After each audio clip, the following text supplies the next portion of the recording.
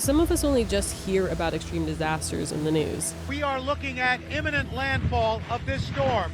Others have lived through it. It was rough. I heard noises that I will never forget. In just the summer of 2021, nearly 1 in 3 Americans experienced a weather disaster. And with the planet warming and more extreme weather events occurring, it won't be too long until more of us will have to go through it too. The climate is getting more hostile, and today the UN said it is already too late to stop some of the devastating impacts of climate change. It's not if a disaster will strike, it's when. I mean, look at what happened in New York and New Jersey. So being prepared can be the thing that saves your life and even some of your things. You can do things like sign up for alerts on your phone or pack a go bag.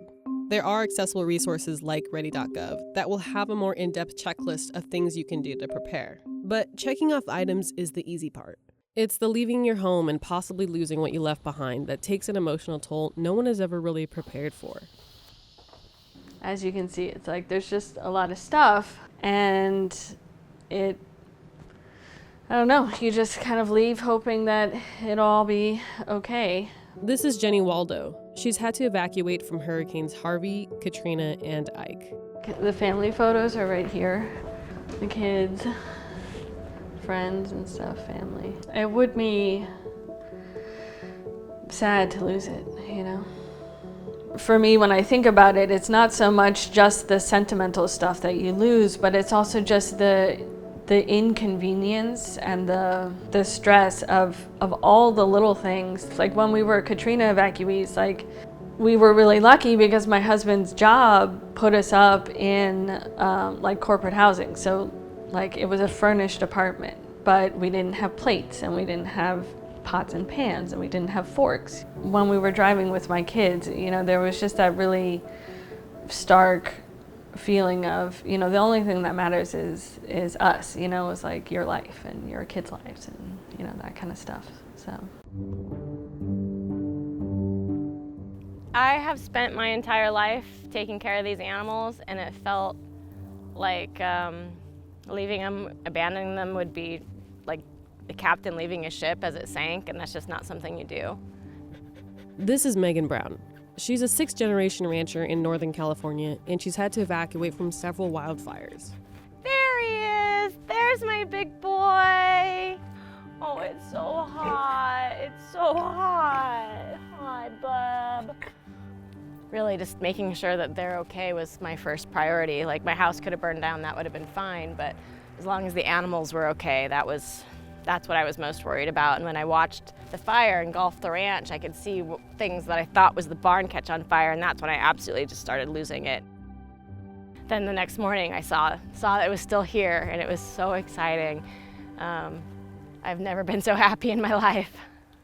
Recovering after disaster is probably the hardest step, physically, emotionally, and financially. For Brown, the Cherokee fire in 2017 caused the most damage to her property, $4 million worth of damage. While you can't always predict when disaster will strike and how much you'll lose, here are some actionable steps you can start taking today. First things first, pack an emergency go bag. Everyone's bag will look a little different, but should contain the same essentials. A 3-day supply of water. Typically this means a gallon per day per person. A 3-day supply of food. This should be non-perishable foods like canned goods or cereal bars. Blankets and pillows. Keep these in sealed Ziploc bags so they don't get wet. Seasonal comfortable clothing. You'll need a change of clothes, but the type of clothing will be different depending on where you are. Tools, flashlights, and a radio. Pack extra batteries while you're at it too. Extra cash, important documents, and first aid kits. Make sure to keep the cash and documents in Ziploc bags. Any documents or family photos you can't carry, you should upload online, or look into keeping them in a safety deposit box. Personal hygiene and health items, and any prescriptions you'll need. Entertainment. If you're evacuated for long periods of time, you're gonna get bored, so bring a book.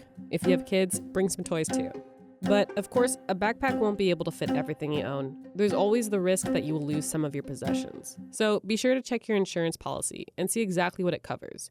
For example, you may need to enroll in extra policies like flood insurance, especially if you're in a flood-prone area. And before the disaster, take stock of everything you own. The easiest way to do this is to take photos of your entire house, so that if it comes to the point in which you need to file a loss claim to your insurance company, you can itemize exactly what was lost. And if you own a home, make sure to maintain the property.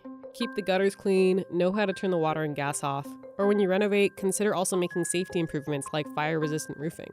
And after you do what you need to do to prepare, tell a friend or a neighbor so that we may all be a little bit more prepared today than we were yesterday.